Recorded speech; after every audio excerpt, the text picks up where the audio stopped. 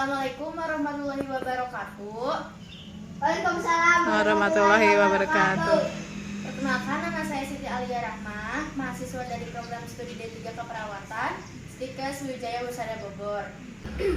Assalamualaikum warahmatullahi wabarakatuh. Waalaikumsalam warahmatullahi wabarakatuh. Perkenalkan, nama saya Siti Alia. Di sini saya akan memberikan sedikit edukasi tentang kesehatan, pentingnya menjaga kesehatan gigi dan mulut ya. Ya. Nah, di sini saya punya medianya. Di sini saya sudah persiapkan ya. Diperhatikan. Nah, pertama, siapa yang tahu gigi itu apa? Tahu. Gak tahu ya. Nah, gigi itu adalah salah satu organ yang paling penting dalam tubuh kita. Nah, tanpa gigi, makanan akan sulit untuk dicerna atau bahkan sulit untuk ditelan.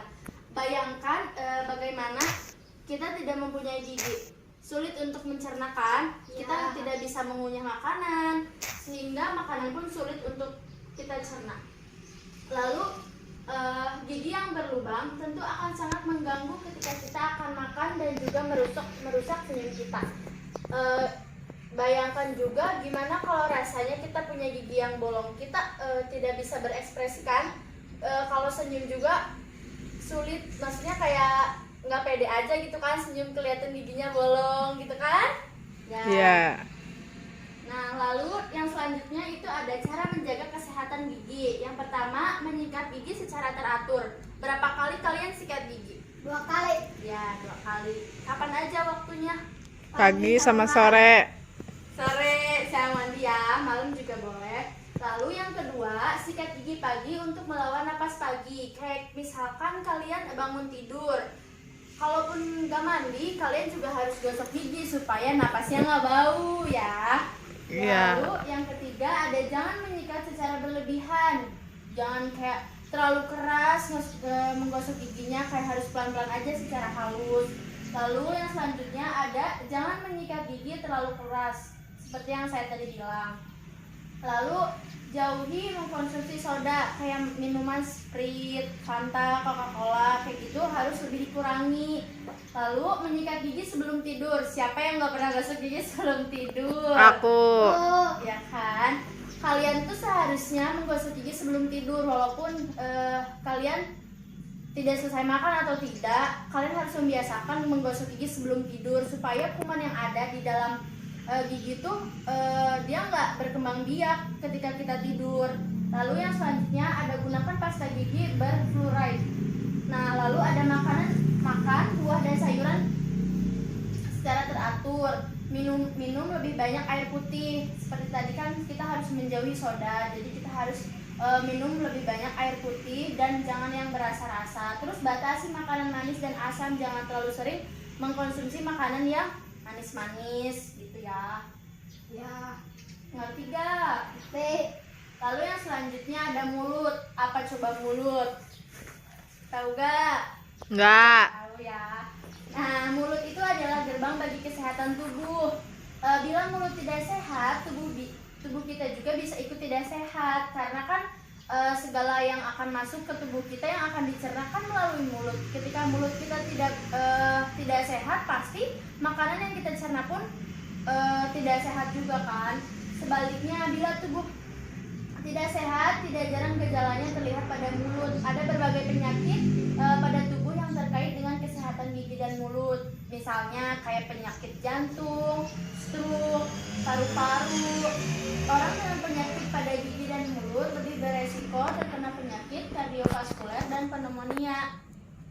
Oleh karena itu, kesehatan gigi dan mulut sangat penting untuk dijaga. Nah, di sini ada juga manfaat menjaga kesehatan gigi dan mulut. Yang pertama, meningkatkan rasa percaya diri. Bayangkan kalau misalkan kita punya mulut atau punya nafas yang bau, kita nggak percaya diri kan ketika bertemu dengan teman-teman. Enggak. Ya kan, rasanya pasti kayak kita membatasi obrolan sama teman-teman karena kita nggak pede gitu kan. Lalu meningkatkan memori otak. Yang ketiga, menurunkan resiko terjadinya penyakit kardiovaskuler seperti stroke dan juga jantung koroner. Menurunkan resiko terkena penyakit infeksi saluran pernafasan seperti pneumonia. Lalu menurunkan resiko munculnya penyakit autoimun seperti rheumatoid arthritis, rematik ya kayak gitu. Menurunkan resiko ibu hamil melahirkan bayi prematur. Jadi penting banget dan banyak banget manfaat yang kita dapatkan ketika kita menjaga kesehatan gigi dan mulut ya. Lalu ada beberapa gangguan nih pada gigi pada anak yang sering terjadi. Yang pertama ada gigi berlubang. Kamu giginya berlubang ya? Iya. Berarti kamu jarang gosok gigi. Nih, pentingnya menjaga kesehatan gigi anak sejak dini harus dibiasakan ya Bu. Ajarkan sama anaknya gosok gigi, ingatkan juga. Nanti akan mengalami, kalau misalkan ibu tidak mengingatkan kepada anaknya gosok gigi, nanti bisa jadi giginya berlubang gitu. Lalu yang kedua ada radang gusi. Gangguan pada gusi ini terjadi akibat kebersihan gigi dan mulut tidak dijaga. Umumnya, radang gusi dapat terjadi pada anak yang mengalami kekurangan vitamin C disertai dengan perawatan gigi yang buruk. Lalu ada yang ketiga, infeksi gusi. Gangguan pada gusi bisa semakin parah, terutama jika anak tidak terbiasa menjaga gigi. Terus yang keempat ada sariawan. Yang kelima ada gigi patah. Kita kan sebagai orang tua ya Bu, Anda pasti tidak ingin hal buruk terjadi pada si kecil kan. Namun sebagai anak kecil mengalami gigi patah mungkin aja terjadi. Jika terjadi, segera bawa anak ke dokter untuk mengetahui apakah gigi yang patah sudah mencapai sarafnya atau belum, sehingga mencegah masalah gigi lainnya yang mungkin terjadi yang bisa beresiko ke saraf otaknya ya. Nah, mungkin segitu aja edukasi dari saya, semoga bermanfaat. Mungkin cukup sekian pemaparan materi dari saya. Mohon maaf apabila banyak kesalahan dan kekurangan. Sebelumnya apakah ada yang ditanyakan? Tidak. Ada ya. Semoga bermanfaat. Kalau begitu saya pamit. Wassalamualaikum warahmatullahi wabarakatuh. Waalaikumsalam.